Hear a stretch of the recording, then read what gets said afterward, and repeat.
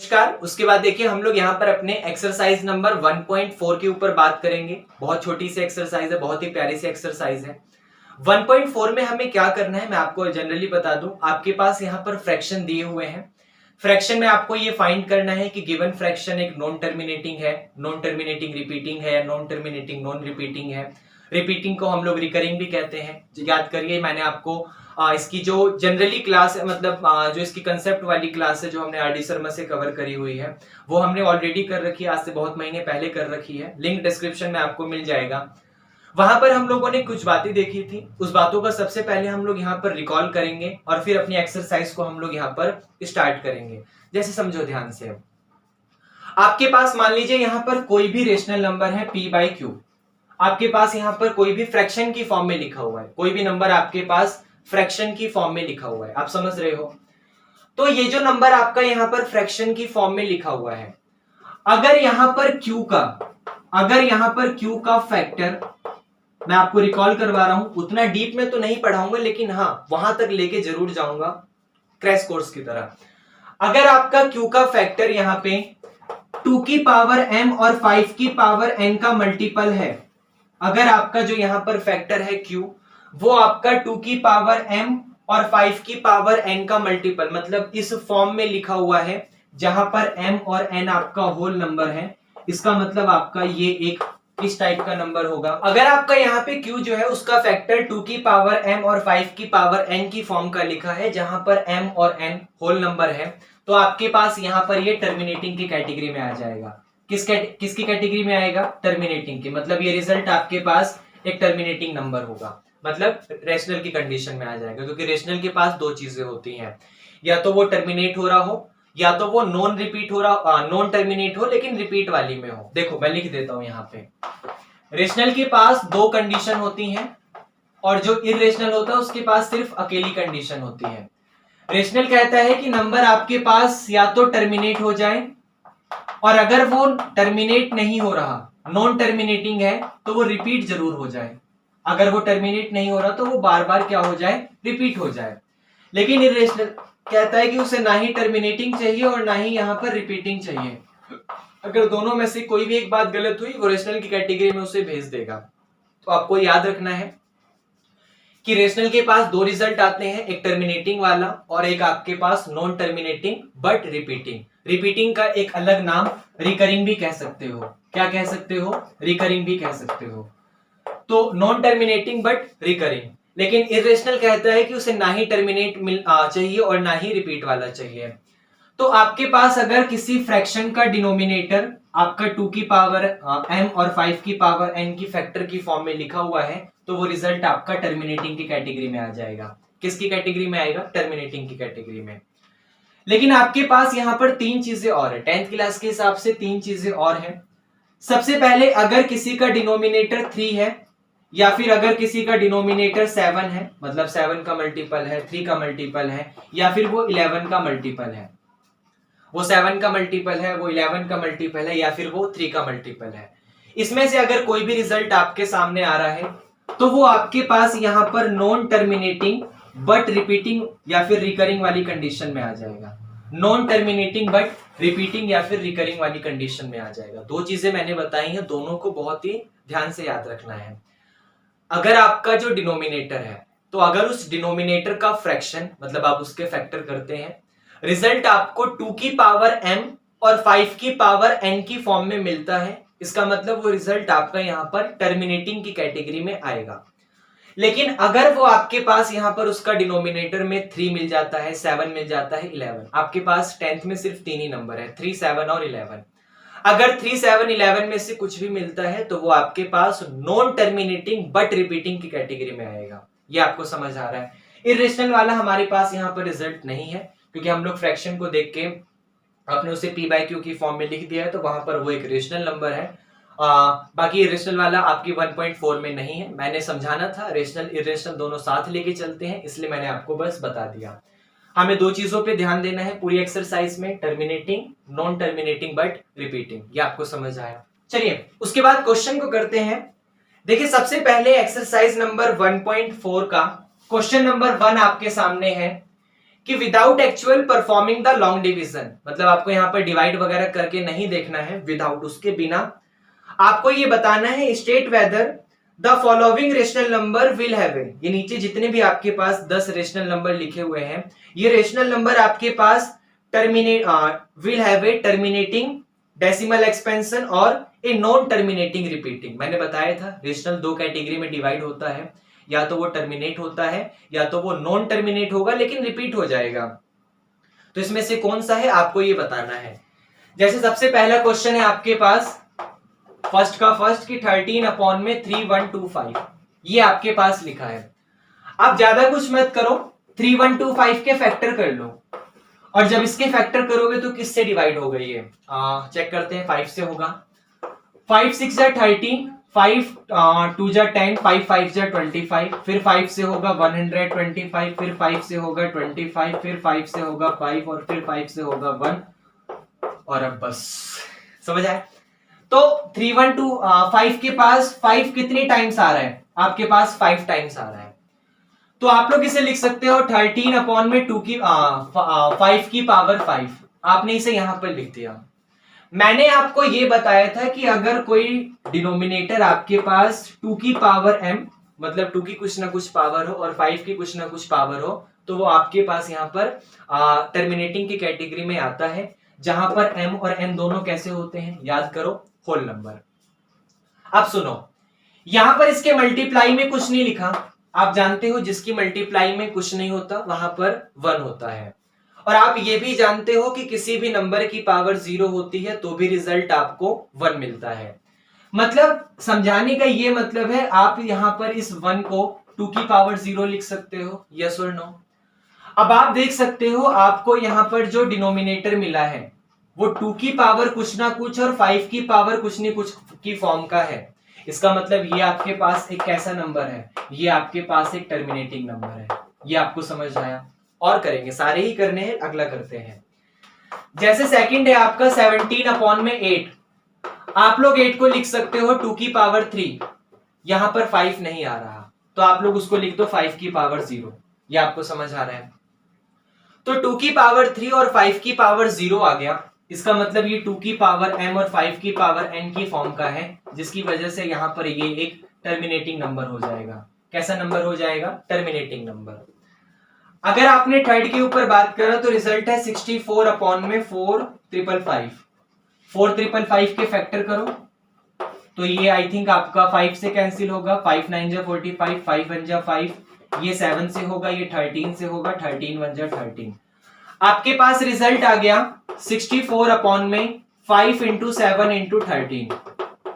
अब आपने कहा चलो ठीक है, यहां पर 2 नहीं आ रहा तो आप 2 की पावर 0 लिख लोगे, 5 की पावर 1 मिल गया, और इसे देखते ही कह दोगे कि ये आपका यहां पर एक टर्मिनेटिंग कंडीशन है। रेशनल है लेकिन टर्मिनेटिंग वाला रेशनल है, लेकिन आपका गलत हो जाएगा, क्योंकि सुनो यहां पर आपके सामने, मैं इसको यहां लिखता हूं, 64/5 इंटू 7 इंटू 13 लिखा हुआ है।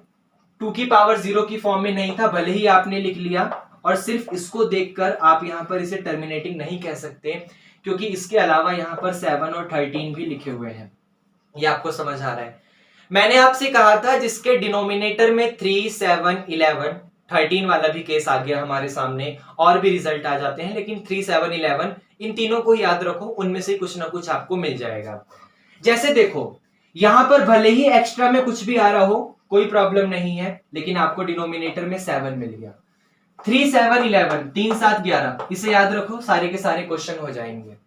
आपको डिनोमिनेटर में 7 एक नंबर मिल गया, और 7 की वजह से ये पूरा का पूरा फ्रैक्शन, सिर्फ इस अकेले 7 की वजह से, 13 भी काम कर रहा है, लेकिन हमें छोटी चीजें याद रखनी है, हमें सिर्फ 7 को देखना है। सिर्फ 7 की वजह से ये पूरा का पूरा फ्रैक्शन आपका नॉन टर्मिनेटिंग बट रिपीटिंग वाली कंडीशन में आ जाएगा।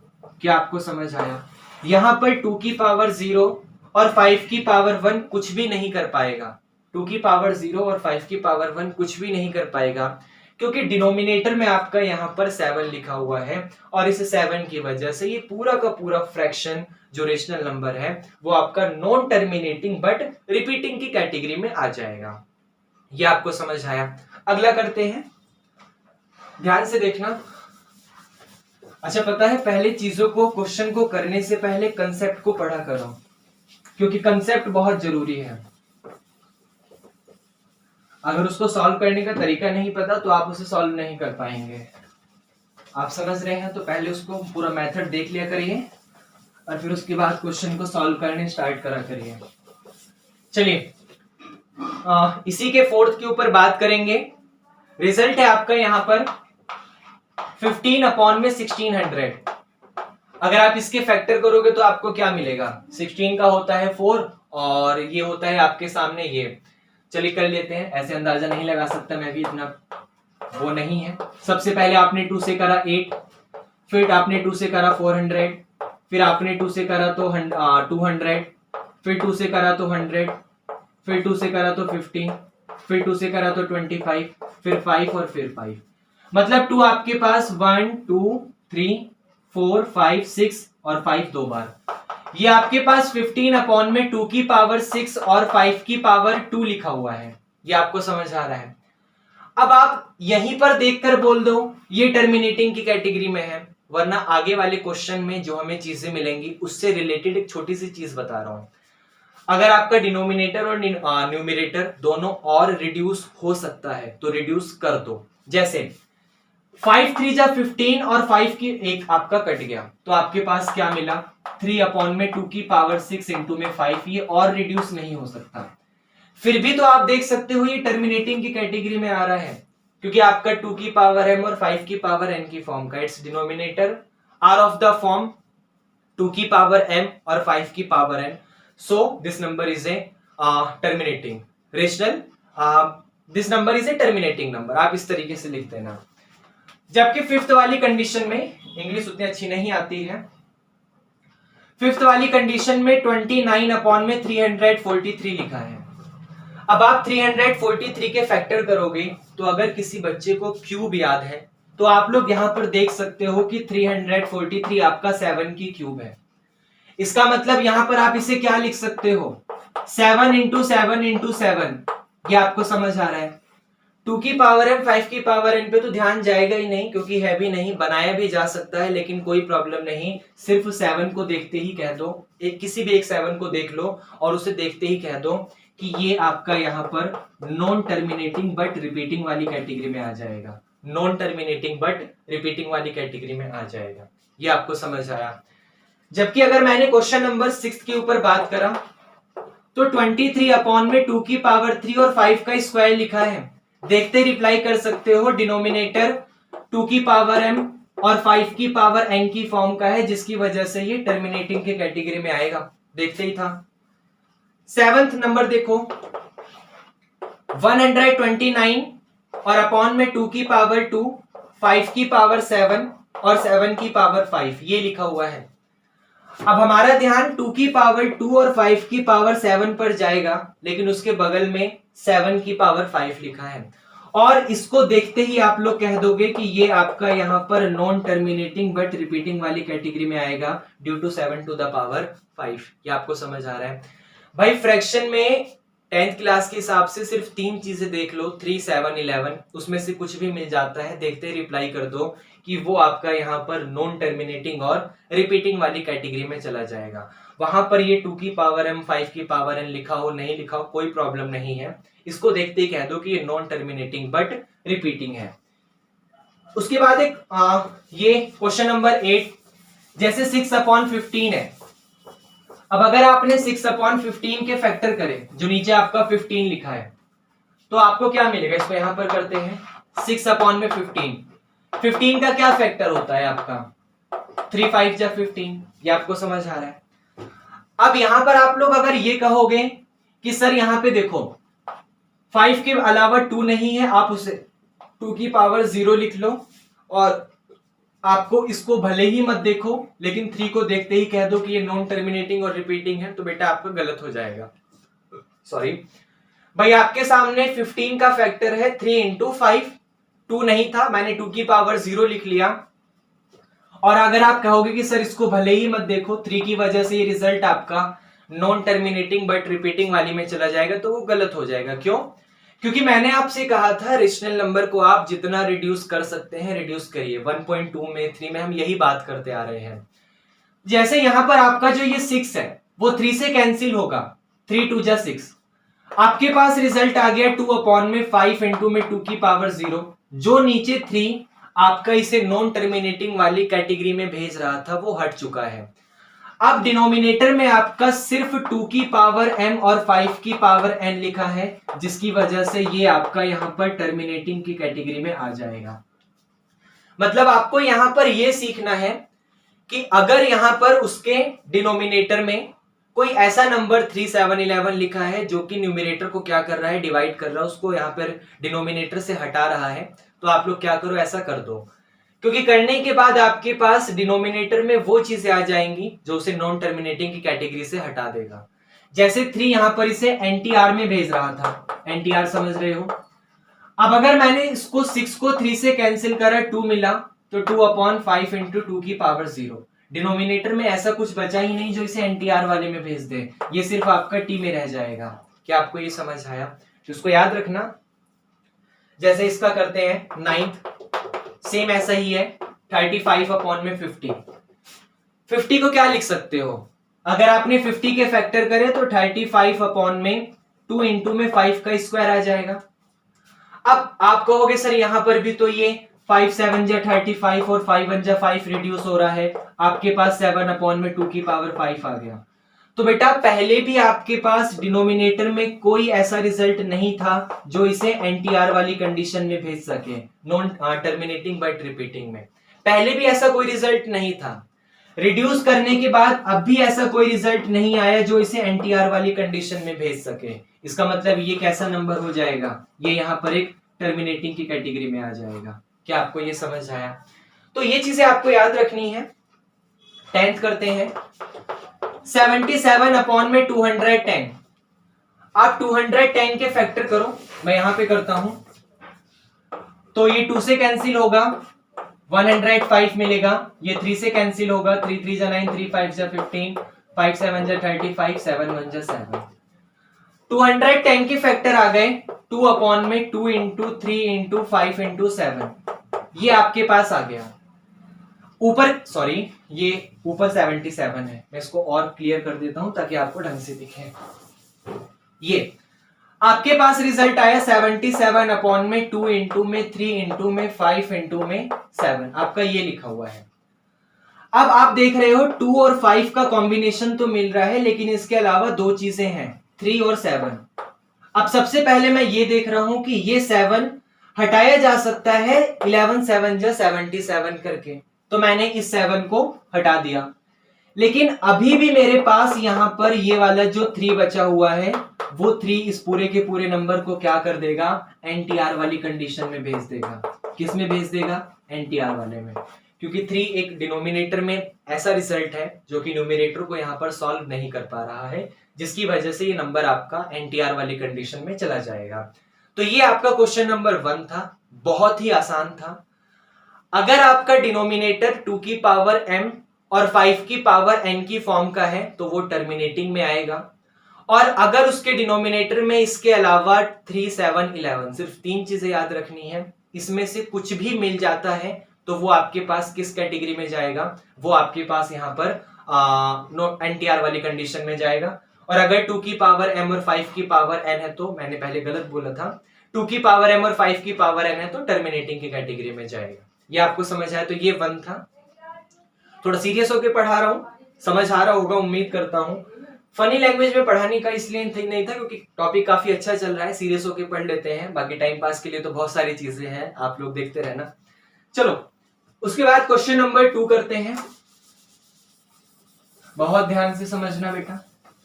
अच्छा कमेंट वगैरह करके बता दो क्या लग रहा है, क्या और करना चाहिए, जल्दी से कमेंट करके बताओ।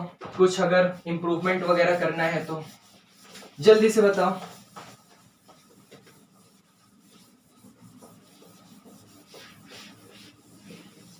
चलिए उसके बाद क्वेश्चन नंबर 2 करेंगे। क्वेश्चन नंबर 2 देखो, write down the decimal expansion of those rational number in question number 1। मतलब क्वेश्चन नंबर 1 में आपको क्या करना है, डेसिमल एक्सपेंशन लिखना है।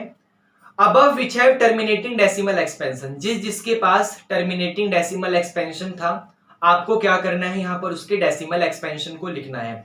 तो मैं काम करता हूं, क्वेश्चन नंबर जो अभी हमने 1 करा है वहां पर मैं उन सारे नंबर्स को एक बार लिख देता हूं जिसके पास यहां पर सिर्फ टर्मिनेटिंग वाली कैटेगरी थी, क्योंकि हमें यहां पर टर्मिनेटिंग वाली कैटेगरी को ही हम लोग डेसिमल एक्सपेंशन में लिख सकते हैं।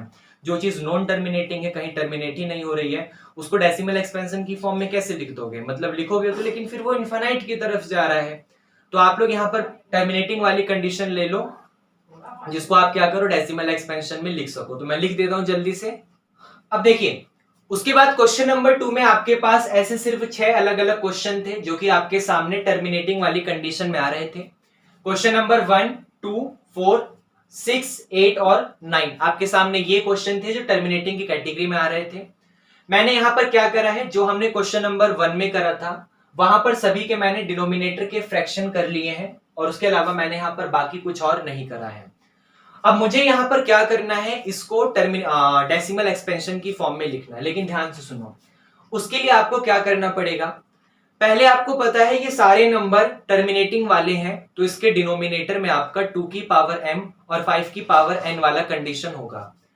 जैसे यहां पर 2 नहीं है तो आप उसे 2 की पावर 0 लिख सकते हो, यहां पर 5 नहीं है तो आप उसे 5 की पावर 0 लिख सकते हो, यहां पर दोनों है कोई प्रॉब्लम नहीं, दोनों है कोई प्रॉब्लम नहीं। 2 नहीं है तो आप 2 की पावर 0 लिख सकते हो, दोनों है कोई प्रॉब्लम नहीं। इतना आपको समझ आया। अब आपको यहां पर क्या करना है, आपको यहां पर यह देखना है कि नीचे डिनोमिनेटर में जो भी नंबर लिखा हुआ है उन दोनों नंबर्स में से किसकी पावर सबसे बड़ी है। जैसे यहां पर 2 की पावर 0 है और यहां पर 5 की पावर 5 है, तो पावर तो बड़ी 5 की है ना, तो अब जिसकी पावर बड़ी है, जैसे 5 की पावर 5 बड़ी है, सबसे बड़ा यहां पर जो 5 की पावर है वो 5 है, मतलब आपको क्या करना है, डिनोमिनेटर में बड़ी पावर को देखना है। जैसे यहां पर बड़ी पावर ये 5 है, यहां पर बड़ी पावर ये 3 है, यहां पर बड़ी पावर ये 6 है, यहां पर आपके पास बड़ी पावर 3 है, यहां पर बड़ी पावर 1 है, और यहां पर बड़ी पावर इक्वल या मतलब 1 ही है, दोनों आपस में इक्वल है। तो सबसे पहली चीज समझ आई, आपको क्या देखना है, जो पावर बड़ी है उसको देखना है। अब यहां पर ये जो बड़ी पावर 5 है वो छोटे वाले 0 से कितनी बड़ी है, वो आपके पास 5 बड़ी है। जो ये बड़ा वाला 5 है वो छोटे वाले से कितना बड़ा है, वो 5 बड़ा है। नहीं पता तो माइनस करके देख लो। 5 जो है वो 0 से 5 बड़ा है, 3 जो है वो 0 से 3 बड़ा है, माइनस कर सकते हो, 3 में से 0 गया 3 आएगा। 6 जो है वो 2 से 4 बड़ा है, 6 में से 2 गया 4। 3 जो है वो 2 से 1 बड़ा है, 1 जो है 0 से वो 1 बड़ा है, यहां तो दोनों आपस में इक्वल है, कोई प्रॉब्लम नहीं। तो सबसे पहले आपको ये समझ आया कि जो पावर बड़ी है वो छोटी वाली से कितना बड़ा है, वो आपको देखना है। अब यहां पर जिसकी पावर छोटी है उसको उसकी पावर को बड़े वाली के इक्वल बनाओ। जैसे यहां पर 2 की पावर 0 था तो ये 0 छोटा था, अब 2 की पावर 0 को मुझे ये बड़ी वाली पावर 5 बनाना है, तो 2 की पावर 0 में किसकी मल्टीप्लाई करूं ताकि 2 की पावर 5 हो जाए। तो आपको याद रखना है कि मल्टीप्लिकेशन में पावर क्या होती है, मल्टीप्लिकेशन में पावर ऐड होती है। इसका मतलब 2 की पावर 0 को 2 की पावर 5 बनाने के लिए मुझे ऊपर नीचे 2 की पावर 5 से ही मल्टीप्लाई करना पड़ेगा। इतना भी आपको समझ आया। तो रिजल्ट में आपका आ गया 13 इंटू में 25 डिवाइडेड बाय, देखो 5 की पावर 5 और मल्टीप्लाई में 2 की पावर 0 में 2 की पावर 5, मल्टीप्लीकेशन में पावर ऐड होती है, तो 5 में 0 प्लस करा 2 की पावर 5 ही आएगा। इतना भी आपको समझ आया। अब उसके बाद ऊपर की तरफ 25 और 13, सॉरी 2 की पावर 5 25 नहीं होता, मेरे को लगा 2 5 लिखा है तो 25, 2 की पावर 5 मतलब 2 की 5 टाइम्स मल्टीप्लाई करो तो 32 आएगा। ये आपको समझ आया। तो मैंने क्या करा, पहले बड़ी पावर को देखा, फिर ये देखा बड़ी वाली पावर छोटी वाली से कितनी बड़ी है, तो वो जितनी बड़ी थी छोटी वाली में उतने की ही मल्टीप्लाई करी ताकि उसे बड़े वाली के इक्वल बना सकूं, और रिजल्ट को मैंने लिख दिया। ये आपको समझ आया। तो 32 की 13 में मल्टीप्लाई करो। अब आप 32 की 13 में मल्टीप्लाई करोगे तो 3 2 जा 6, 3 या डायरेक्ट कर दो, 13 का टेबल याद है, 13 2 जा 26, 13 3 जा 39 और 2 आपका 41, 416 आ गया। तो 416 अपॉन में, अब देखो अगर आपके पास पावर सेम होती है तो आप दोनों के बेस को क्या कर सकते हो, कंबाइन कर सकते हो। मतलब ये 5 और 2 आपका कंबाइन हो जाएगा और उसकी होल पावर 5 आ जाएगा। तो 416 अपॉन 5 2 जा 10 की पावर 5। ये आपको समझ आया।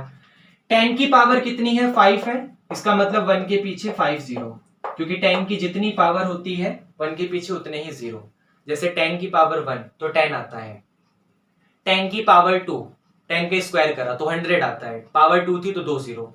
10 की पावर 3 क्यूब करा तो 3 जीरो, पावर 4 करा तो 4 जीरो, 10,000। उसी तरीके से 10 की पावर 5 1 लाख। अब आपको पता है नीचे जितने जीरो होते हैं ऊपर की तरफ उतने ही डिजिट को स्किप करके हम लोग पॉइंट को लगाते हैं। यहां पर आपके पास ऊपर की तरफ एक 3 डिजिट का नंबर लिखा हुआ है। ये 3 डिजिट का नंबर आपका 5 डिजिट कब बनेगा, जब 416 के आगे आप लोग 2 जीरो एक्स्ट्रा लगा दोगे। क्योंकि समझ आया, क्योंकि आगे वाले जीरो की कोई वैल्यू नहीं होती। अब आपके पास ये 5 डिजिट का नंबर हो गया, आप लोग यहां पर पॉइंट लगा दो और यही आपका आंसर हो गया। मतलब आपने बिना कुछ सॉल्व करे इसको डेसिमल एक्सपेंशन में कन्वर्ट कर लिया। ये आपको समझ आया। एक और करते हैं और समझ आएगा। जैसे यही वाला क्वेश्चन नंबर, मैं इसको रफ कर रहा हूं, यही वाला क्वेश्चन नंबर सेकंड। अब ध्यान से देखना, ये लिखा हुआ है आपका 17 अपॉन में 2 की पावर 3 5 की पावर 0। तो ये जो बड़ी पावर है वो आपकी 3 है, छोटी पावर आपकी 0 है। तो ये 3 0 से कितना बड़ा है, 3 टाइम्स बड़ा है। तो छोटे वाले में 5 की पावर 3 से ही मल्टीप्लाई करो। मतलब आपको क्या करना है कि पावर को सेम बनाना है, डिनोमिनेटर वाला। तो ये हो गया आपके पास 17 इंटू 5 की पावर 3 का मतलब 125 डिवाइडेड बाय 2 की पावर 3 एज इट इज, 5 की पावर 0 में 3 प्लस होगा तो 5 की पावर 3 आएगा। दोनों के बेस को कंबाइन करोगे तो 125 की 17 में मल्टीप्लाई करते हैं। 17 का टेबल याद है, डायरेक्ट करते हैं। 17 5 जा 85 का 5 कैरी आपका 8, 17 2 जा 34, 34 में 8 प्लस करोगे 42 का 2 कैरी 4, 17 1 जा 17 और 4 आपका 21। ये आपके पास हो गया 2125 डिवाइडेड बाय, दोनों के बेस को कंबाइन करोगे तो 5 2 जा 10 और ये पावर आपकी 3 एज इट इज। 10 की पावर 3 का मतलब होता है 1000, 1 के पीछे 000, जितनी पावर उतने जीरो। नीचे 3 जीरो है तो ऊपर की तरफ 3 डिजिट को स्किप करके पॉइंट लगा दो, मतलब 2.125 आपका यहां पर फाइनल आंसर आ गया। इजी है। जबकि यहां पर इस थर्ड वाले को देखो, थर्ड वाले में लिखा हुआ है 15 अपॉन में 2 की पावर 6 और 5 की पावर 2। तो आपका बड़ा ये पावर 6 है, छोटी पावर 2 है। तो ये 6 2 से कितना बड़ा है, 4 बड़ा है। 4 मतलब माइनस करोगे 6 में से 2 तो 4 आएगा। इसका मतलब ये 5 की पावर 2 है। ये इसकी पावर 6 कब बनेगा, जब आप ऊपर नीचे 5 की पावर 4 से मल्टीप्लाई करोगे। नीचे वाली पावर को सेम बनाना है। याद रखना मल्टीप्लीकेशन में पावर ऐड होती है। तो 6 में से 2 गया 4, कम 5 वाली पावर थी तो 5 की पावर 4 से ऊपर नीचे मल्टीप्लाई करा। तो ये हो गया आपका 15 इंटू में 5 की पावर 4 मतलब 625 डिवाइडेड बाय 2 की power 6 as it is. Multiplication में पावर ऐड होती है तो 5 की पावर 6, तो 625 में 15 की मल्टीप्लाई करो, चेक करते हैं क्या आएगा।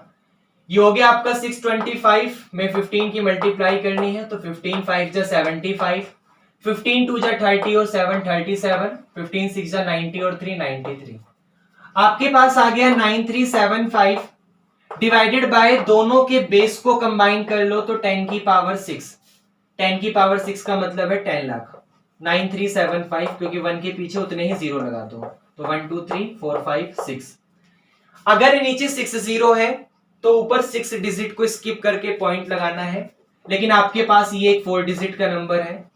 तो 4 डिजिट का नंबर 6 डिजिट का नंबर कब बनेगा, जब आप आगे 2 जीरो एक्स्ट्रा लगाओगे। मतलब 9375 के आगे 2 जीरो लगा दो, आगे वाले जीरो की वैल्यू नहीं होती। ये एक 6 डिजिट का नंबर बन चुका है, पॉइंट लगा दो और आपका यहां पर ये आंसर आ जाएगा।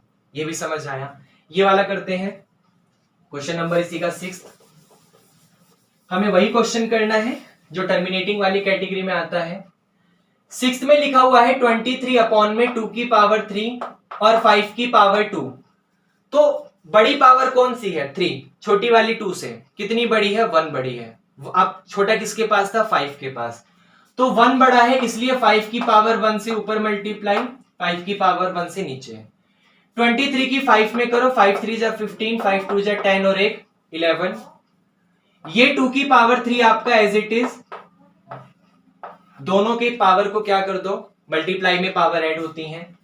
तो 2 में 1 को प्लस कर दो, 5 की पावर 3 115 अपॉन में, अगर आपने दोनों के बेस को कंबाइन करा तो 2 5 जा मिल जाएगा 10 की पावर 3।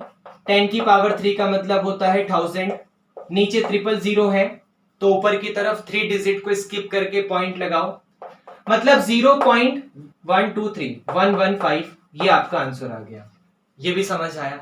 ये वाला करते हैं, बहुत ही इजी है आपका, खासकर chapter number first real number बहुत ही इजी है। ये वाला है आपका यहाँ पर 2 अपॉन में 5 इंटू 2 की पावर 0। मैंने ऑलरेडी यहाँ पर इसको क्वेश्चन नंबर 1 की तरह सॉल्व कर लिया। 3 2 जा 6, तो 2 अपॉन 5 इंटू 2 की पावर 0। ओके, अब यहाँ पर 5 की पावर 1 है, बड़ी पावर 1 है, छोटी पावर 0 है। 1 0 से कितना बड़ा है? 1 बड़ा है। किसके पास छोटी पावर है? 2 के पास। तो 2 की पावर 1 से ऊपर नीचे क्या कर दो? मल्टीप्लाई कर दो। ये हो गया 2 2 जा 4 अपॉन 5 की पावर 1, मल्टीप्लाई में पावर ऐड होगी तो 1 और 0 1। दोनों के बेस को कंबाइन करा तो 4 अपॉन में 5 2 जा 10 की पावर 1, 10 की पावर 1 10 होता है, नीचे 1 0 है, ऊपर 1 डिजिट को स्किप करके पॉइंट लगा दो तो 0.4 आ गया। वैसे ही हम लोग यहां पर 9th कर सकते हैं। 7 अपॉन, देखो डायरेक्ट कितना है? दोनों की पावर सेम टू सेम है। बड़ा छोटा वाला कंसेप्ट तो हमने समझ लिया। अगर दोनों की पावर सेम टू सेम है तो कंबाइन कर दो। हम सेम ही तो बनाते हैं हर जगह, उसने ऑलरेडी सेम बना के दिया हुआ है तो कंबाइन कर दो, बस और कुछ नहीं करना। अगर पावर छोटी बड़ी है तो सेम बनाओ, ऑलरेडी सेम दिया हुआ है तो डायरेक्ट 2 5 जा 10 की पावर 1 लिख दो, और नीचे 1 0 है तो ऊपर 1 डिजिट को स्किप करके पॉइंट लगा दो, और यही आपका आंसर हो जाएगा। समझ आए क्या? तो ये आपका यहाँ पर क्वेश्चन नंबर 2 था, जो कि काफी इजी था। ये समझ आ रहा है? उसके बाद हम लोग यहाँ पर क्वेश्चन नंबर 3 की तरफ बढ़ेंगे। आप लोग रिलैक्स ले लो थोड़ा सा, सिर्फ 5 से 6 सेकंड का, जितना मेरे को टाइम बोर्ड रफ करने में लग रहा है, और काफी सीरियस होके पढ़ रहे हैं आज, तो ध्यान से समझना। सुनो, उसके बाद जैसे क्वेश्चन नंबर 3 है, क्वेश्चन नंबर 3 में लिखा है the following real numbers have decimal expansion as given below, in each case decide whether they are rational और नॉट। आपको यहां पर ये डिसाइड करना है कि रेशनल नंबर है या फिर नहीं है। इफ दे आर रेशनल, अगर वो रेशनल है, end of the form p by q, और p by q की फॉर्म के हैं, what can you say about the prime factors of q। तो आप यहां पर q के प्राइम फैक्टर के बारे में क्या कह सकते हो? जैसे सुनो, आपके पास नंबर लिखा हुआ है 43.123456789। हमें क्वेश्चन नंबर 3 में क्या करना है? 3 अलग अलग क्वेश्चन आपके सामने दिए हुए हैं, उसमें से देखना है कि कौन सा नंबर आपके पास रेशनल है और कौन सा रेशनल नंबर नहीं है। उसके बाद रेशनल नंबर देखने के बाद हमें ये फाइंड करना है, अगर वो रेशनल है तो फिर उसको p by q की फॉर्म में लिखो, वो भी हम लोग लिख देंगे। और फिर हमें ये देखना है कि वहां पर जो q है, आप उसके प्राइम फैक्टर के बारे में क्या कहते हैं, मतलब हमें q का प्राइम फैक्टर भी बताना है। क्वेश्चन में 3 चीजें करनी है। सबसे पहले ये फाइंड करूंगा कि वो रेशनल है या फिर इररेशनल है। इररेशनल है तो अलग छोड़ दो, उसका कुछ नहीं करना। रेशनल है तो रेशनल होने के बाद आप लोग ये फाइंड करो कि वहां पर अगर कोई भी आपको पता है कि अगर वो नंबर रेशनल है तो आप उसे p by q की फॉर्म में लिख सकते हो, आप लोग लिख दोगे। फिर p by q की फॉर्म में लिखने के बाद जो आपका q है डिनोमिनेटर, आप उसके फैक्टर कर दो। यही आपको 3 चीजें यहां पर करनी है।